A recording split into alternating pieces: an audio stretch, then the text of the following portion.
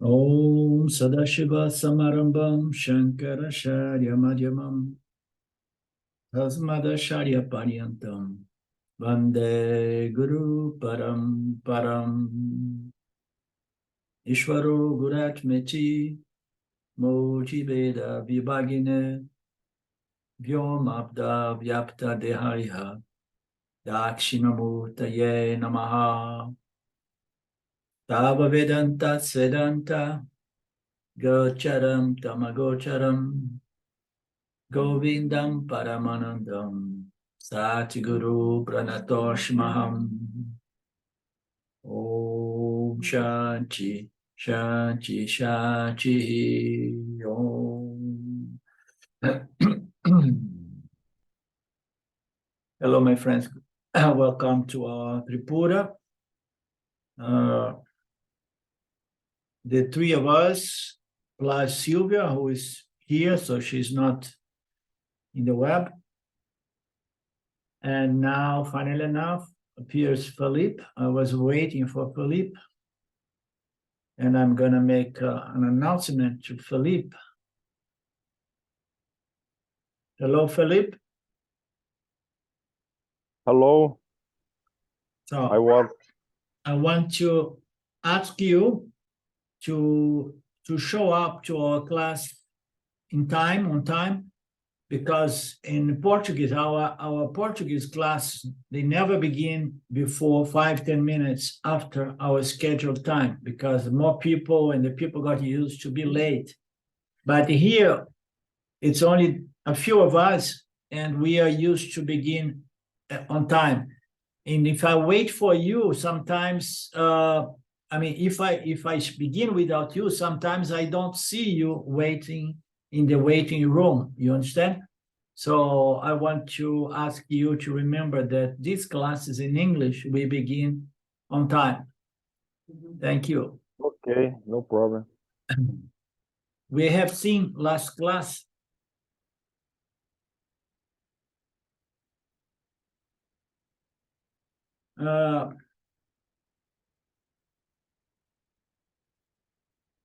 we are looking at pretty much some on about the location of the universe, location of the objects, and everything is just a projection or a reflection in the self-conscious, self-effulgent consciousness. Consciousness is free from this reflection. It is different from a mirror. A mirror requires objects in order to reflect them. Consciousness does not require the universe so that it reflects the universe. It's self-contained, this reflection medium called Maya. It contains the entire universe, and from time to time it reflects this universe without the need of the universe appearing before this reflecting medium. So it's altogether a different kind of a mirror-like reflection. The objects depend on consciousness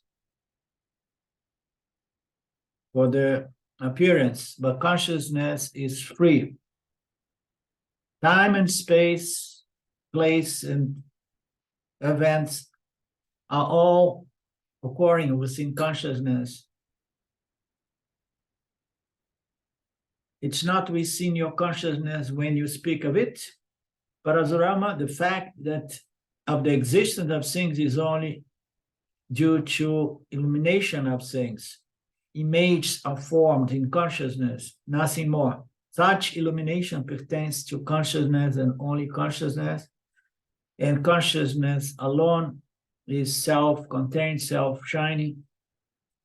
The following verse 52, if on the other hand, you content, everything happens within consciousness, everything requires consciousness, and the knower is going to validate the known, because the known is happening within the knower, and it's cognized by the knower, and the knower is going to validate the existence of things, the apparent existence of things. Yeah? But if you contend that the world of objects exists even if they are not cognized by eyes, but here it says perceived by eyes. It changed the word instead of cognized or cognition, perceived. Perception is one thing. We perceive through the five senses and the mind. But cognition is something that goes beyond perception. You can cognize the existence of the universe trillions of years before, as some may say. The universe was created from, trillions or whatever. So this is a cognition, and that is happening due to this conscious factor, the cheat aspect, the only reality. So we, through cognition, we know what we know, and we know what we do not know. But here it says, if you contend that the objects or the world, the universe exists, even if we don't perceive, it's not perceived by us, I will tell you, there is no consistency in the world regarding the existence or non-existence of these things. There is no consistency, existence in terms of reality, existence or non-existence of things. Why? Because everything that we see and perceive appears and disappears and changes from one moment to another. If things are changing from one moment to another, how can we tell that I met Lynn 5 years ago and then I know Lynn if by now Lynn is a totally different person? You understand? Object. So the saying, the proverb that says you cannot meet the same person twice. How so? No, because next morning when you see the person is another person altogether. Physically, anatomically, mentally, emotionally, it's another configuration, it's another object. So we cannot bath in the same river more than once. That is even more easy to understand. You cannot bath twice in the same river. Why? Because the next moment, that river, that water has already gone down the mountain, so everything is moving from one moment to another. There is no consistency in the reality or non-reality, existence or non-existence. Reality, non-reality is an easier way to understand that. And then from there, we can stretch our intellect to understand that the existence, non-existence of things, in which way things do not even exist when we go into the radical statements in of the Upanishads, Mandukya Upanishad, when they say nothing really exists. It's not that it exists, but it's not real. On the Mandukya, we go to the extreme, following the logic that, in fact, nothing really exists except as an image occurring in consciousness, a picture, and it is, it's purely conceptual. We're going to see more of that. There is no consistency in the world regarding the existence or non-existence of the world. Their cognition, now the text, the author comes back with the word cognition. Their cognition is the only factor determining the existence or non-existence. So we need to cognize the universe. We need to cognize that there is such a thing as an elephant, or there was such a thing as an elephant if the poor creature goes into extinction. So the cognition of things is the only factor to determine that they exist. But as we know, the existence here, needs to be understood at this level of exposition as an apparent existence. As we know, the entire universe is an appearance, is an image formed within consciousness, within our mind, the truth, the ultimate truth.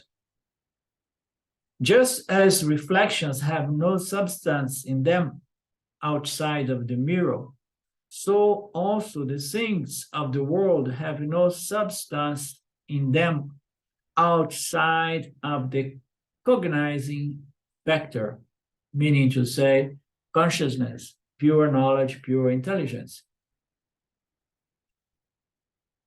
Reflections in a mirror, as we know, they look very, very good. They look almost like real, but there is no substance. Why? It's just an image. It's just a reflection. Okay, so we see yourself reflect on a very smooth surface of a lake, and you may get the impression that, oh my God, how can I be here and there at the same time? But then as you try to grab yourself, to pull yourself off water, and then you disappear with the ripples, you know? So there is no substance in any reflection. The only substance there is due, apparent substance is due to our cognition, okay? There is nothing. We cognize something. We cognize something. And then we say, okay, there is some substance there, okay? The substance is in the thing that I am cognized, but ultimately, on further examination, the only substance is in the reflecting medium, in this ultimate reflecting medium, which is totally different from the medium of the jiva's subtle body. Yeah.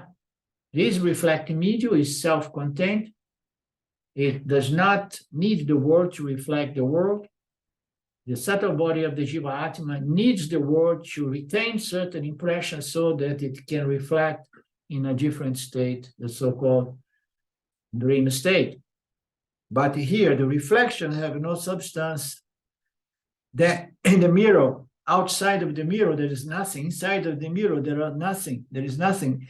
The things of the world, likewise, have no substance outside of consciousness. And consciousness is the cognizing factor. Yeah, okay. And then, so I cannot say that I'm cognizing the object, because the cognizing factor is pure intelligence.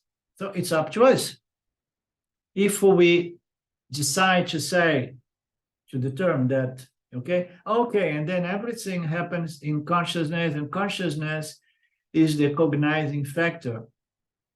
But I am here trying to cognize phenomenal objects. Just a second, please. Put in airplane mode here. Try to recognize these objects of the world. And I cannot cognize everything, because I can only cognize things in my small environment, okay? But the real cognizing factor is consciousness. And then I say, oh, but the statement was that the only validation is by us cognizing phenomena. Yes, but you need to understand what is this I. Ultimately, you're not the mind. Anything is happening within the ultimate mind, which is not apart from the macrocosm reflecting medium that reflects the universe. Our mind is going to reflect the universe in our surround, but everything is contained in this macrocosm reflecting phenomenon called Maya Ishvara, or Brahman, however we want to say. The recognition of the objects is the only factor determining their existence or non-existence.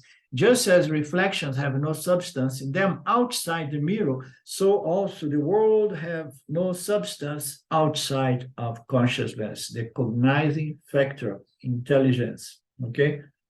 Then when we go back to the old, the very old philosophical discussion. So a tree falls in the middle of the woods in nowhere in the Amazonia, where there are no living human beings, you know. Nobody's there to witness, to know, to perceive, to hear, or cognize that the tree has fallen. So has the tree fallen or not fallen? Okay. So the tree has fallen. Okay. because it's happening within consciousness, and although there is no cognizing Jiva Atma, perceiving and determining, we can, by inference, which is a valid means of knowledge, okay, determine that millions of trees have fallen in the Amazonian last year. You understand? And there we go. We are recognizing that millions of trees have fallen in the Amazonian forest last year. So the cognizing, the knowledge, which is not apart from consciousness, which is another name of consciousness, pure intelligence, is the only substance that validates the objects that appear, disappear, stands and fall, and so on. The details about these, the objects and the tangibility of these objects are no arguments against there being nothing but image. So we can argue over and over again regarding the reality or no reality of certain objects. We can go into the details of this discussion. We can go into philosophical discussions as well, but none of that stands a valid argument before the fact that they are only images appearing in consciousness, images appearing in the human mind and sustained by notions and concepts, okay, which is, it should be understood, this statement, in which way the whole universe is sustained by notions and concepts that somehow put together by all Jiva Atmas sustains the world, and Ishvara is behind all of that, of course. But everything is just a concept. And then the concept is going to bring the reflection or the image or the universe as an object. Those qualities of reflect image depend upon the excellence of the reflecting medium, the reflecting surface. Ordinarily speaking, any reflecting medium, depending on its quality, is going to offer a more pure reflection or less pure reflection. As we know, if you have gone to India, you know what an Indian mirror reflects, you never know. So if you are short and you go to an Indian shop to buy a mirror, say, oh, I want one of those mirrors that makes me taller, not the shorter one. Or if I'm too fat and I want to deceive myself, I go, I want the ones that makes me more narrow, not more wide. Because the mirrors there, they are not faithful to the reflections they offer. The qualities of reflecting image depend on the excellence of the reflecting medium.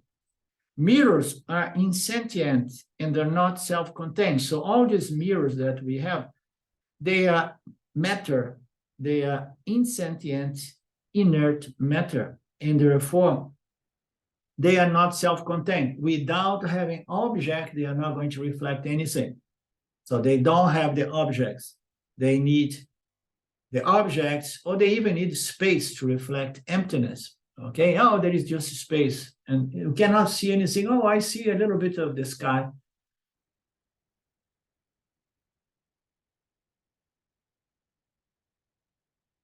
As we can see in the case of water and polished surface. So we have a polished surface, so we have water.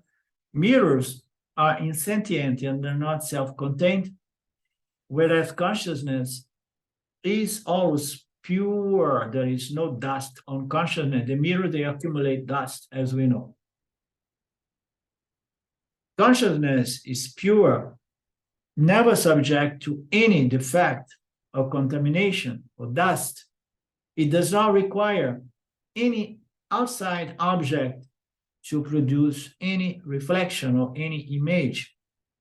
So consciousness does not require maintenance, regular cleanup, does not require objects in order to reflect them.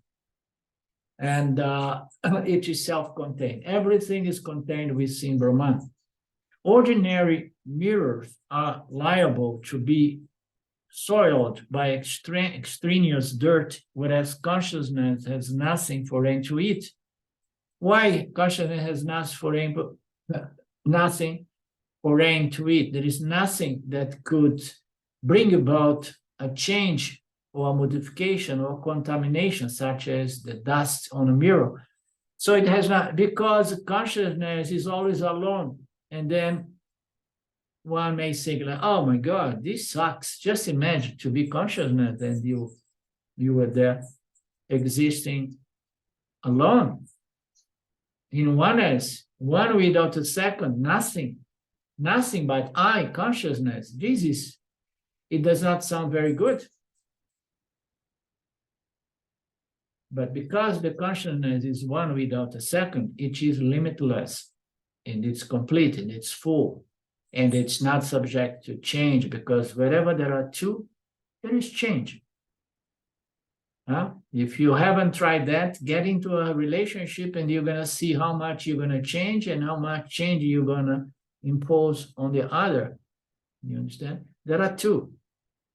But consciousness lives alone and undivided, and therefore its reflections are unique, totally different kinds of reflection. It does not require the world. It just shines, and within the power of mind, of Maya, it contains the entire universe in potential, and from time to time, it produces the universe. Created things are not self-luminous and are illumined by another's cognitive faculty. So when we create things, let's say a car, the car is not self-luminous, it's not self-contained, and it's going to be illumined by what? By consciousness, okay? So consciousness illumines the world, but consciousness does not cognize the world and experience the world without the jivas. So consciousness illumines the intellect of these creatures called jivas. And as a byproduct, as a reflection, the reflections of consciousness in the Jiva Atma's subtle body is going to illuminate the world, one's environment. So everything is being illumined by consciousness. Those create things are not self-luminous. They are illumined by what? By the cognitive faculty of human mind. So consciousness illumines my intellect, and this light reflects on my intellect. My intellect shines with the light of consciousness, and then I reflect consciousness, illumine my environment. So the whole key here is to understand that I reflect consciousness became an experience knowing entity. I reflect consciousness. Am I of different nature from the original consciousness, or I am of the same nature? All there is to be understood. Create things are not self-luminous. The luminosity is given by another cognitive faculty. Cognition of things implies their images on our intelligence. And then here, the author is already putting on our intelligence, bring the conversation to the level of the cognitive faculty of the Jivatmas. Cognition of words and objects implies their image, and their images are happening on our mind, on our intelligence. The world are just images happening in our intelligence. The creation, therefore, is but an image that occurs in our reflected mind, reflected consciousness. So we shine and we reflect the world, or the world appears, reflect in our subtle body, and we, consciousness, reflect consciousness, we experience and know the world. Cognition of the world, of object, implies their image. You remember the teaching that the object and the knowledge of the object are one and the same. If we have an object, I see a tree, and then immediately within the appearance of the tree, there is a knowledge, a tree. Yeah? What is the difference of the image of the object and the knowledge of the object? They are not different, as we have heard James repeat again and again. Okay, we see something, and then there is a knowledge that thing, and the knowledge that thing is usually faithful to what we see, but it's not always the case, faithful.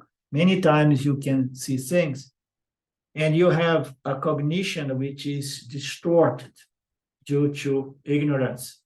Okay, but generally speaking, when we see popcorn, we have the knowledge of popcorn, and popcorn, I have experienced popcorn, I know what's popcorn, and there is no separation, okay?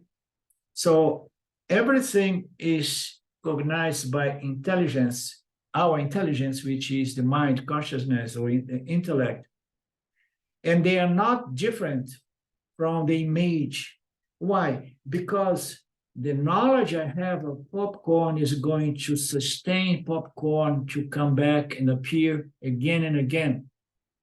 The knowledge that I have of popcorn is going to throw in the field my desire for popcorn once in a while, and popcorn is going to retain its existence, sustained by the collective mind and knowledge in reference to popcorn. And Ishvara knows what Ishvara has to provide us, because we determine what we want from our life. Huh? We want popcorn. Okay, there we go. More popcorn. But they are only images. The creation, therefore, is but an image. It's not self-shining, and thus it's not self-aware, but becomes a fact on our perception, cognition of it. Therefore, I say that the universe is nothing but an image in our consciousness. And here again, the author gives another hint, our consciousness.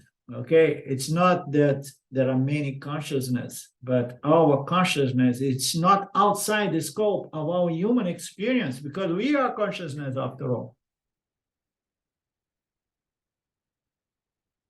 Consciousness shines, not standing free and independent of the formation of images on it, though impalpable, it is steadily fixed and does not falter. We can't see consciousness,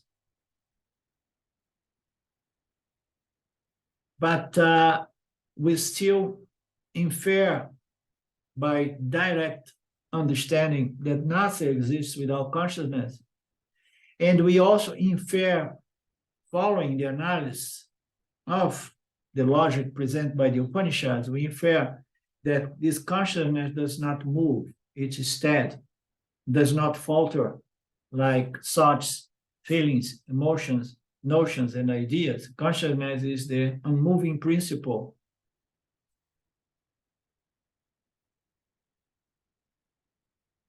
It's an image in consciousness. The world, the universe is not self-contained, does not self-shining. It shines by the grace of consciousness, and it shines due to our perception of it. That's the point I want to emphasize. We perceive the world, so there is a world. And how we perceive the world? Because the knowledge of the world is there in the first place. So that we love the world so much so that we are caught up in samsara, one birth after the other birth, because we want more of the world. Therefore, I say that the universe is nothing but an image on our consciousness. Consciousness shines independently of all images, although it's subtle, impalpable. It is steadily fixed and does not falter. It's not fixed. It is there. There's the substratum pervading, permeating everything. Just as the images in a mirror are not apart from the mirror, so also the creations of consciousness are not apart from consciousness. So now we're making a good parallel. The images in a mirror, they do not exist apart from the mirror, we know. No. The only difference that a mirror needs the object to produce the reflection, the image of the same object. But the image occurring within the mirror are not separate apart from the mirror. We cannot go there and pull the image so that the mirror can be image free. Huh? No, it's within the mirror. It's a magic show. Also, in the same way, the creations, the universe created by consciousness, they are not apart from consciousness. They are likewise reflections in consciousness. They appear due to the power of Maya, in joint venture with Ishvara, that keeps bring and sustain this world of objects for the sake of Jivatmas in this play, stage called the universal life, in which we need to interact with those images until we recognize and understand that the only reality is the light, cognizing phenomenal object. I am the light. I am consciousness. The only reality which does not move, does not change, does not come and go.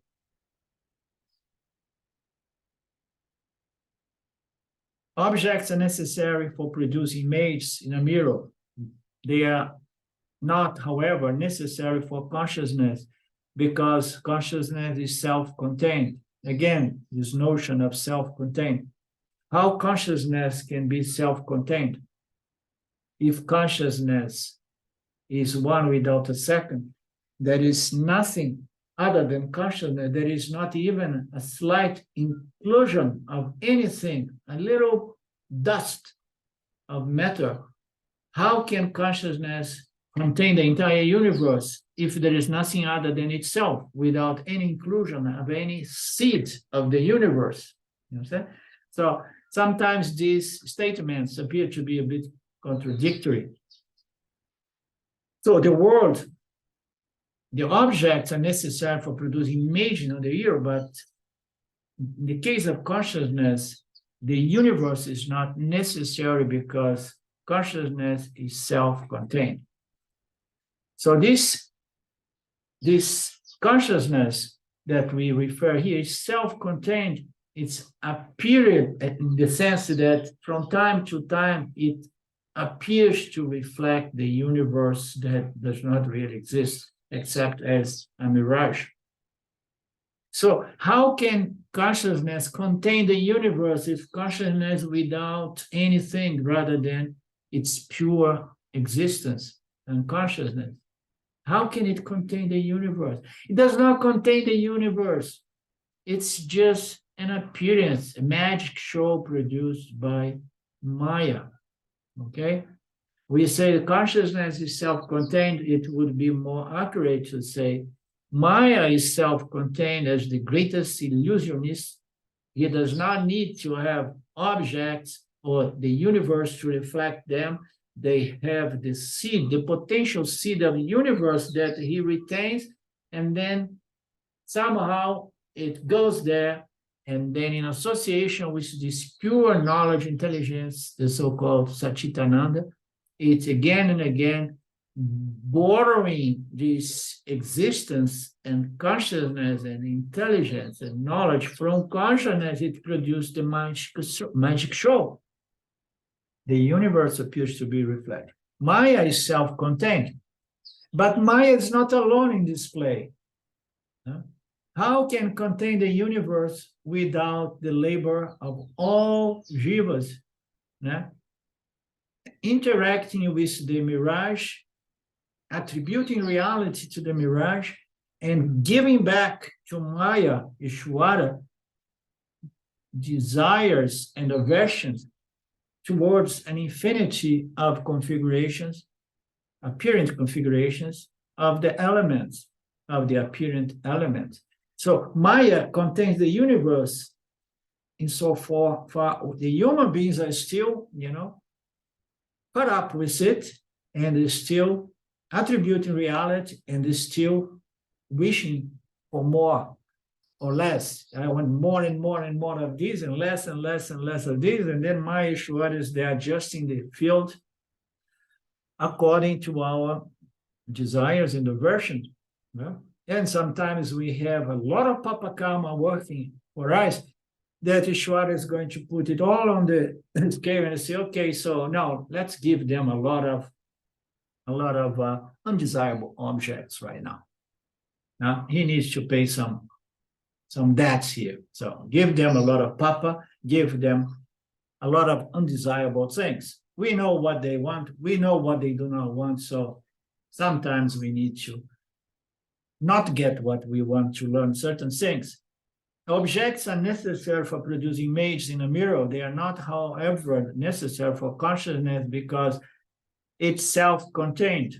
The universe appears like in a magic by the power of Maya, the greatest illusionist, as said in several of other texts.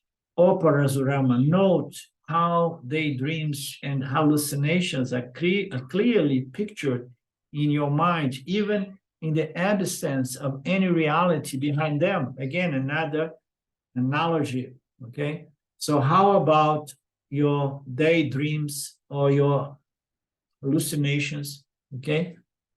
And you come in contact with all those images. Some of them are great, some of them are terrifying, and you have them, and then it feels real. There is no reality to them. So how you explain the sense of reality to the moments of deliration, hallucination, that could happen even in the awakened state? So how does that happen? And it feels so real, yet we can easily say that, no, I was tripping, as the expression goes. I was tripping.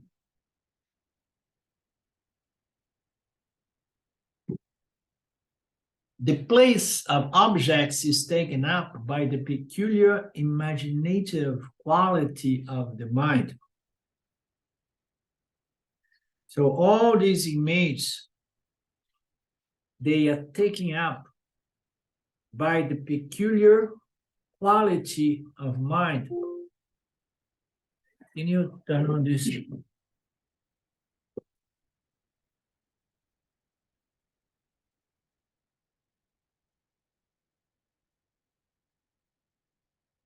The place of all these objects is taken up by the power of the mind. Which power is this? Imagination, concepts, interpretation. Okay, so we know, we experience, and then we determine, and then we imagine that there is reality to those objects, and then we establish a place in space, time for these objects, and the objects collectively are taken to be real. When such imagination is deep, profound, it takes shape as the creation. Consciousness is pure and unblemished in the absence of imagination. So here is giving us a hint that the sense of reality we get from the world of objects is due to this power, the mental power called imagination, okay, which is attributing reality, attributing value, and thinking of it, and desiring it, and fearing it. We again and again, by repetition, we're going to create something which is unsubstantial because it's just an image occurring in our consciousness, in our mind. Such imagination, when such imagination is much deeper, much powerful, much more profound, And then what this collective imagination, which is held in a constant mode, what this profound examination produce? It produced the creation, produced the universe, the macrocosmic mind, okay, which is there as a product of every knowledge, every experience, every desire and fear of all Jivatmas of all times. Everything is there, producing the base, the foundation of this imaginary universe that appears to be real due to the power of this mind. Yeah? When it's deep, profound, and steady and prolonged, it creates the universe. But consciousness is pure and unblemished in the absence of imagination. You say, oh my God, what it means if I don't imagine the world is going to disappear. Yes, of course. But try it. Try it. Yeah? You barely manage a few hours in the night when you don't dream, but you have a deep sleep, and then you don't imagine the world, and then everything disappears, and you are totally okay, because your consciousness enjoys your nature, which is one without the other, which is alone. There is nobody with me, there are no objects, there are no duality. So, consciousness is pure and unblemished in the absence of imagination. Then let's not imagine the world. Yes, let's go for Nirvikalpa Samadhi, and then problem resolved. But if you understand that consciousness is pure, unaffected, unblemished, even in the presence of all these images that occur in your human consciousness, I am free from the image. Some image may appear to be terrifying, some image very attractive, okay? But I am free and I don't move. I'm the conscious subject, witnessing light of conscious existence that is not moving at all. So if I recognize my nature as consciousness, and then what is the problem of the world being reflected during the awakened state?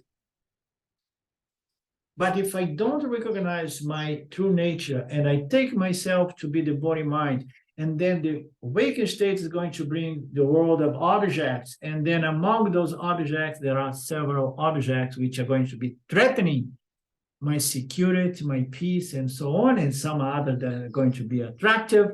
And these two energies of attraction and repulsion, desire and fear, is going to make our experience a pain in the butt, our human experience. Therefore, in the absence of imagination, you consciousness, you are fine.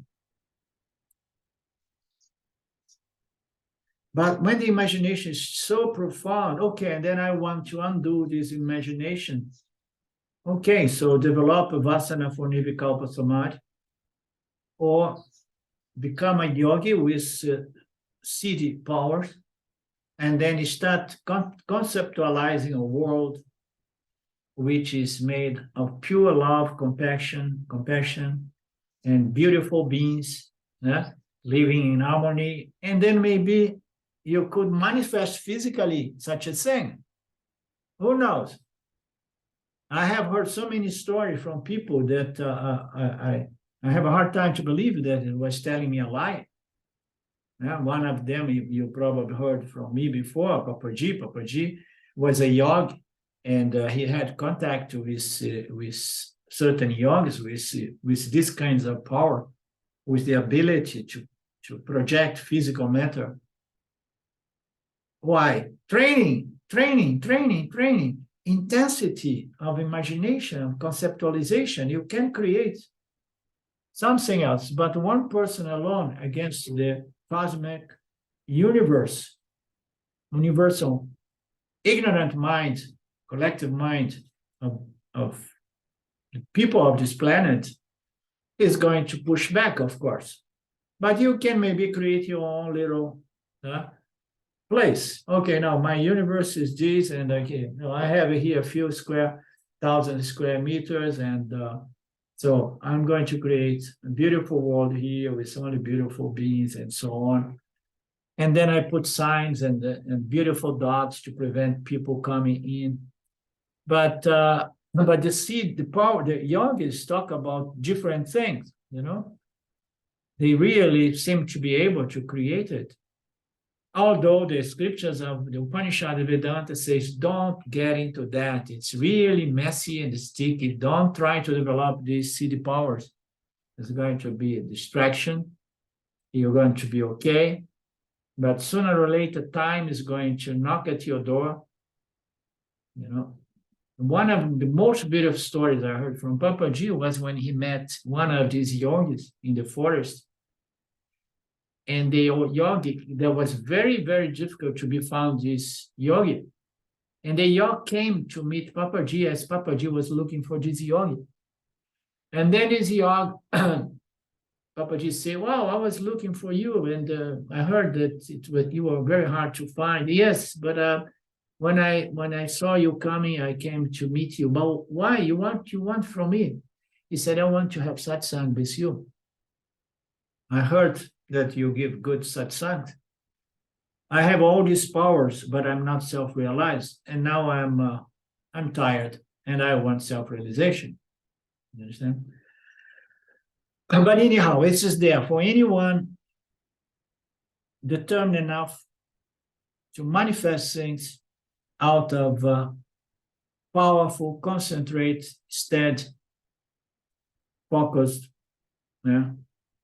imagination. Thus, you see how consciousness was absolute and pure before creation, and how its peculiar quality or will brought about this image of the universe. So this world is in need due to this peculiar will or power. So there is a power within Maya, within Ishvara, with the power of will.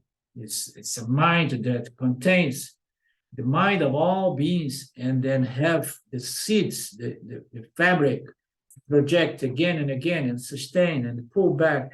So this is all Maya. And Maya power is not apart from consciousness, as we know, because Maya is the crossing line. Now, if you cross Maya's line, you are into Satya, and then there is no phenomenon. But once you reach this line called Maya, you are already within the realm of Nitya, that which does not really exist but appear to exist. Within the realm of Nitya, we have Maya, and Maya contains the whole universe. And we understand more or less, with the help of the scriptures, in which way Maya holds a seed, its potential, the whole universe, everything ever known and experienced by every living creature is contained in this powerful mind of Maya. Thus you see how consciousness was absolute and pure before creation, and how its peculiar quality or power or will brought about this universe, which is just an image. He's saying again here, it's this image of the universe. How about that, Felipe? Your wife is just an image that occurs within you. It has no substance, although when you touch it, it seems to have a substance, but it's another trick of Maya.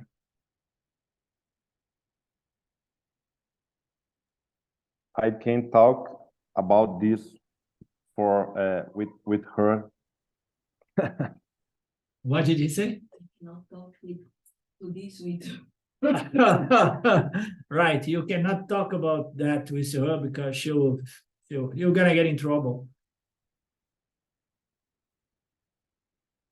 Thus, you see how consciousness was absolute and pure before creation, and how its peculiar quality brought about the universe.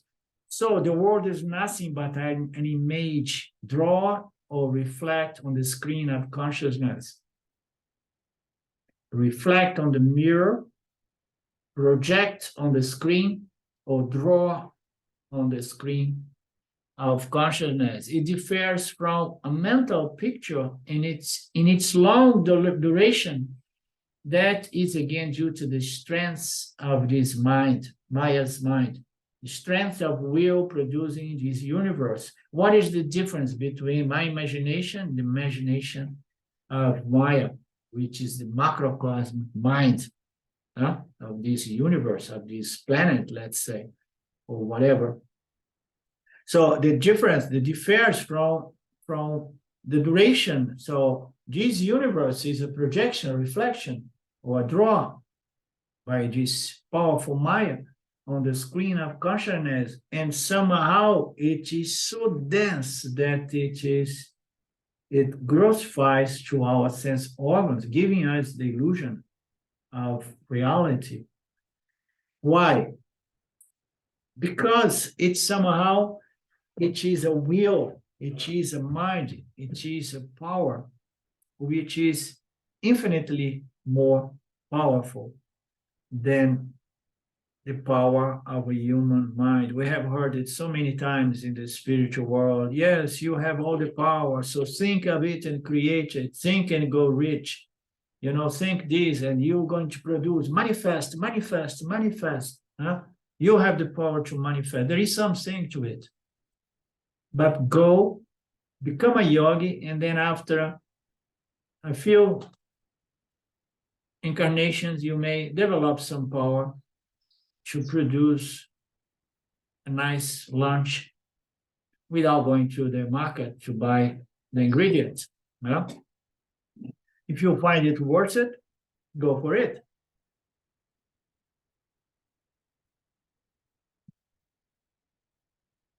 It's due to the long term, the power of this imagination that structures it, grossifies it, densifies it, and makes it appear as if it is permanent. But when we examine the world, we see that it's not permanent. It's just changing from moment to moment, appearing and disappearing. Nothing remains the same. But it gives a sensation of structure and consistency, as if everything is the same from the moment to moment, but it's not. And that is due to the strength of the will producing the universe. The universe appears practical, material, dense, and perfect because the will producing, it's determining its creation, it's perfect and independent. So now it's bringing a very interesting word here, independent, the power that somehow produced this world is intense, it's powerful, it's focused, it's steady, it's perfect, and it does not depend on the creation. Whereas the human conceptions, he's bringing the word conception, the human imagination or desire to have something, okay? Think that you manifest something, okay? Mind over matter, manifest $1 million. Now, just bring your mind to it. Desire it so intensely as if it has already happened, and then you go in the internet and see how much money you have in your bank account. Right? So the willpower behind this creation is independent of the creation. It somehow, it reflects the universe, but the universe depends on this, but it's free and independent from the universe. But my imaginations, my deliberations, my conceptions, my subjective world, it's not independent of myself, and I'm not independent of the world because I define myself according to my pratibhasika appearance, pratibhasika knowledge, pratibhasika experience, subjective experience, which is unique to every one of us. So the power determining the creation of the universe is intense, perfect, and independent. And we human, and whereas the human mind has only its conceptions, are more or less transitory. So who does not know about that? Today I want something, but tomorrow I change my mind. Huh? Today I want a lot of money, tomorrow I want to do meditation, then next moment I want to have moksha, and then after moksha I get tired, I say now I want to be a millionaire again. You know? So it is transitory. All our power of desire, wanting things, the concepts that we have, which are projections that something or other is going to make me fully satisfied, they change, it's transitory according to the strengths or weakness of the mind behind them. What is a strong mind? It's a mind with an ability to determine certain goals, superior goals in life, and to hold that vision and stay with it steadily for a long period of time, like we say in the Vedanta. If you really want self-knowledge, bring your mind to it, hold your mind on it, don't be distracted, and stay with it for a certain period of time, and your mind is going to be stronger and stronger and stronger. But if your mind is dispersed, has many goals, many concepts, many desires, many illusions, fantasies, so how I'm going to hold my focus in a way that I can go through the process of manifesting self-knowledge, okay, or getting my self-knowledge understanding? The mind needs to be strong. And one of the goals of Vipassana, of deep meditation, is to develop a strong mind, a focused mind, one-pointedness of mind, okay? So I stay. So I'm using my mind now not to touch the objects and to be all over the place, experience sensations, relate to every one of these contacts. My power now is to bring the mind to an object of contemplation, an object of meditation. And this is going to make my mind strong and is going to qualify me to begin doing the work with the Upanishads.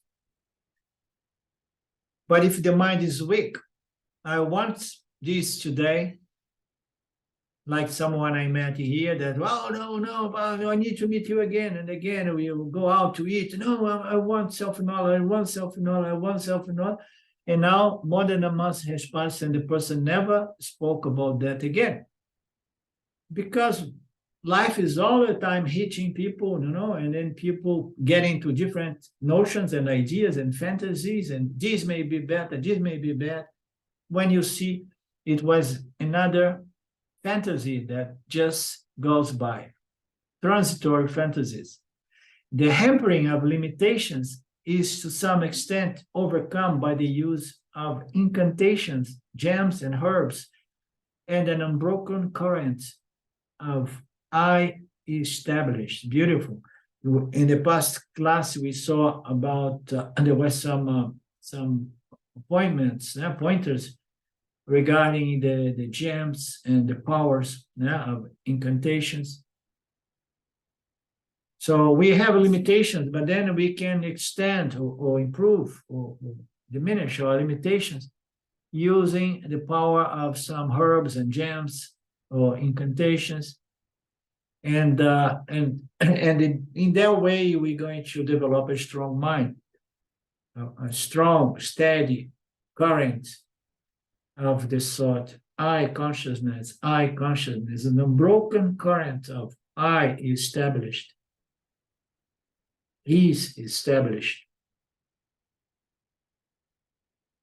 With the aid of that pure yoga or Rama, observe the creation manifest by one's will, like the hallucinations brought about by a magician.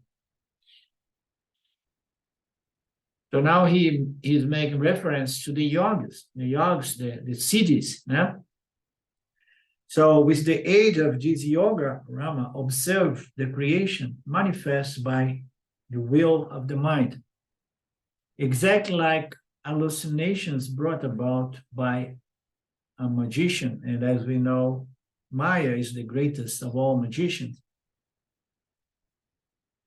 There are said to be some live gems which have extraordinary properties. They are lustrous even in the dark and do not take on different lustres according to the background. Just imagine to have a stone, a gem, that has a certain light in itself, and does not take the colors of other things around or the background. And it shines its lights even in the dark. They also illuminate the objects close to them, and then you have these things, so you have a source of light, of energy. You don't need to pay an electrical bill anymore if you have a few of those in your house. One kind is said to be cool to touch, and it does not become warm even on contact with the physical body. Another is said to sweat in moonlight. Still another makes the owner prosperous. Yet another sort of gems ruins the person. So all of those things may be possible, may exist, it doesn't matter. But it's a good illustration of the power of Maya in creating things, that are more like a magic. It's something incomprehensible. A vivid account is given of a magician's performance in Ranjit Singh's court. He threw a rope in the air which stood straight and solidly taut. A man climbed up the rope and disappeared. Have you heard about this trick? Have you, Mark? I have heard of it, Arlindo. I've never seen it performed. Yeah, I think it's very, very difficult to find someone nowadays who can perform it. I have heard that from my first guru. He was so crazy that he was traveling, a period of time traveling in India, looking for a magician that could perform this trick. And but he couldn't find. He said it's very hard, very rare. Just imagine a man climbs the rope and then disappears, and the audience would be like, "Wow, where?" But we've seen some other tricks in the YouTube. They put a woman in the box, and then they do this and that, and then they cut with, with how you say? The spade. Como é que é o nome de espada em inglês, Silvia? I forgot. Anyhow. Sword. It's sword. Yeah, the sword.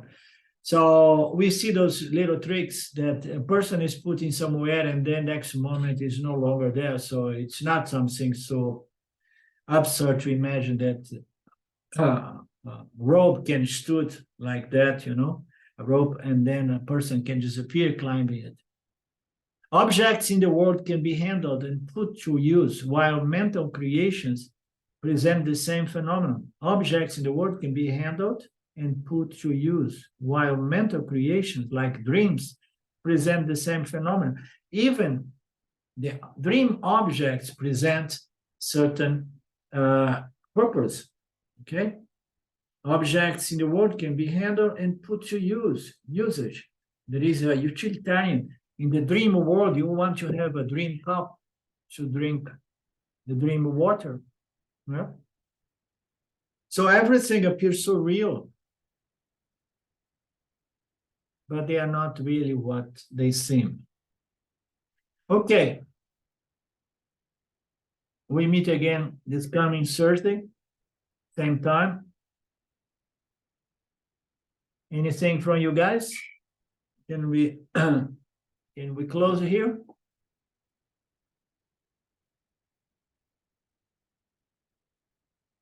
Om Purnamada Purnamidam Purnamudachyate Purnasya Purnamadaya Purnamevavashishate.